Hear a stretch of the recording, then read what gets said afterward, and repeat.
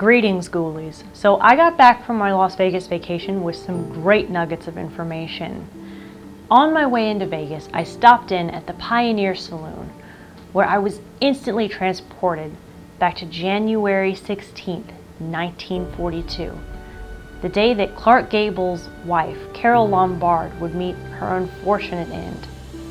You see, the two had met just 10 years earlier while filming No Man of Her Own, 1932. But the two were married at the time, so they parted ways amicably and professionally. But just a few years later, when Carole would divorce her then husband William Powell, and Clark Gable would be going through a separation from his wife Maria Langham, they would reconcile. On March 8th of 1939, Langham would then grant Gable his divorce, and he would turn around and marry Lombard just 3 weeks later.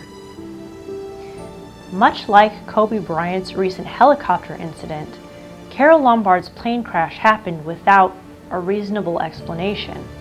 The skies were clear. The pilots were abiding by proper protocols.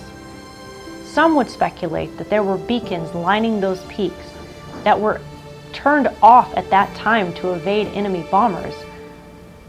Whatever the reason, Clark Gable and many others would be left with more questions than answers that day.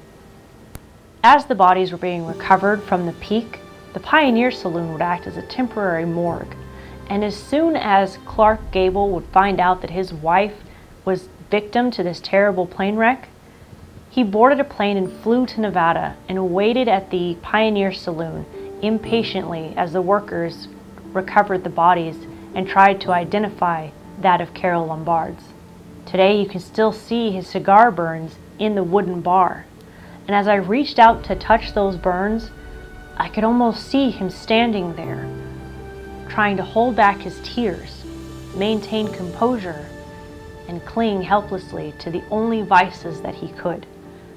You see, he was in the middle of filming Somewhere I'll Find You, 1942, when all of this transpired. Quickly after, he would lose 30 pounds and adopt a terrible drinking habit. After filming was finished, he would join the military and state that he didn't care if he died. And although he did remarry twice, it's speculated that he never fully recovered from Carole's death. And when he passed, November 16th of 1960, he was laid to rest in the Glendale Cemetery right next to Carole Lombard's body. And to this day, they rest together in peace.